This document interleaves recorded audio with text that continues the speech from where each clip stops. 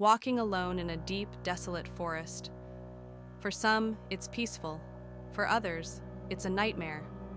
For Salim, this trip was supposed to be just an ordinary camping experience. At least that's what he thought. On the first night at the campsite with his friends, they sat around the fire, sharing scary stories.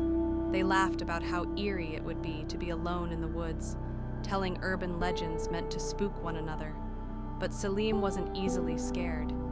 He had come here to escape the chaos of city life and find some peace in nature. Around midnight, he stepped out of his tent to relieve himself.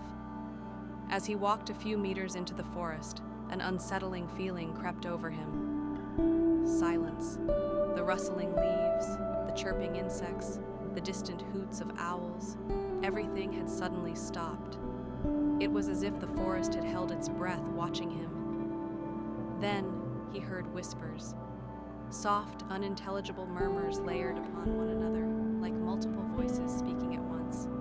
"It's just the wind," he told himself, turning back toward the camp. But out of the corner of his eye, he saw movement. About 50 meters away, between the trees, stood a figure.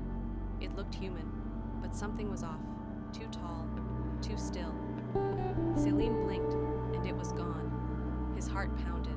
He wanted to run back to the tent, but his legs refused to move. Taking a deep breath, he tried to calm himself.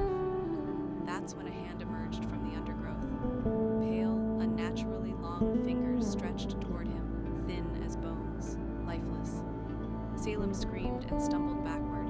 The next thing he remembered was waking up in the morning, covered in dirt, lying several hundred meters from the campsite. His friends found him unconscious, confused, and trembling. He tried to explain what had happened, but no one believed him. Yet, everyone at the camp noticed something strange. That morning, the birds didn't sing, and in the dense trees surrounding them, it felt like someone, something,